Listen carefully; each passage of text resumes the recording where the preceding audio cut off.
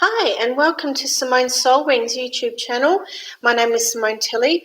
I'm starting this new segment on have a think about that. And what I have been reading that triggered this is this book. Yes, it was channeled about 30 years ago. It was channeled in the early 90s. And it's relevant for what's going on today. Now, something I was reading about ego and the spirit really made me think about our spiritual community. In the spiritual communities, there's a lot of talk about integrating the darker aspects or the negative aspects of ourselves, transmuting it into love. Then there are people saying, the ego needs to die and otherwise we don't ascend, we don't come into spiritual alignment. And what the Starseed, the Third Millennium Living in the Post-Historic World book was saying that really resonated and really stayed with me is that we are spiritual beings having a physical experience. We are not physical beings having a spiritual experience, but we are spiritual beings having a physical experience. Now, if we are spiritual beings having a physical experience and we only work on a spiritual level without the ego, then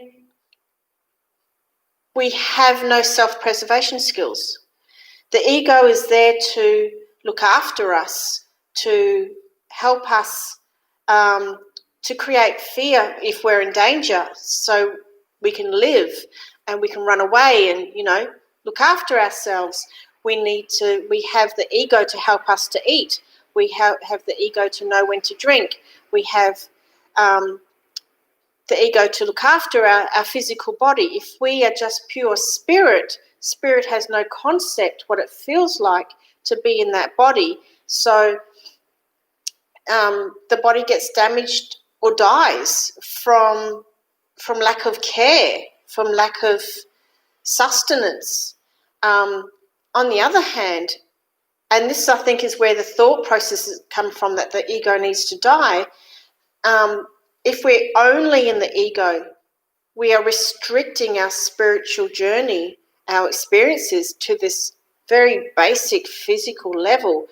And that is when the problems start, because it's all about us. It's not looking at the bigger picture. My feeling has always been that if we're to integrate our negative sides, our polarities, our yin and yang, our black and white, our masculine, feminine, if we need to balance them and work with all these things in harmony to create our best possible spiritual journey for our lives, for ourselves, for our beings, for our spiritual physical experience, we need to create the same with our ego and spirituality. They need to work in harmony, in balance together, so that not one controls the other. It's like a dance, or like two DNA strands dancing around each other, entwining, working together, not separately. If we have too much of one and not enough of the other, then we're out of balance.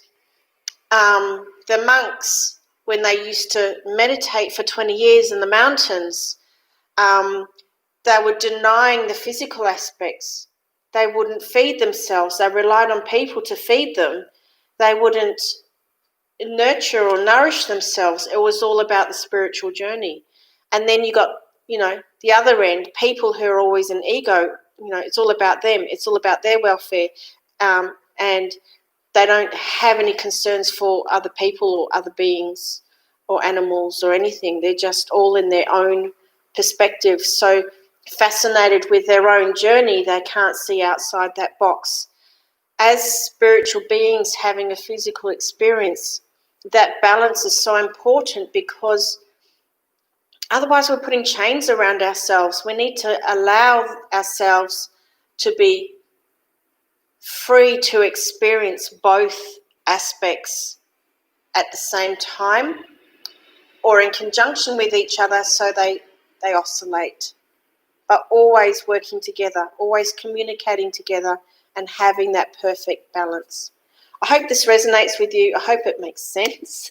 Sometimes I have lots of stuff in my head, and I want to get it out and explain it, and sometimes I don't explain it very well because there's just, so much in there. But that point struck me as being really important, and it resonated with me really, really well, really strongly, about having that balance. If we're here creating balance in all other areas in our lives, why not between ego and spirit? Yeah. Thank you very much. Have a lovely day, and I'll see you again soon.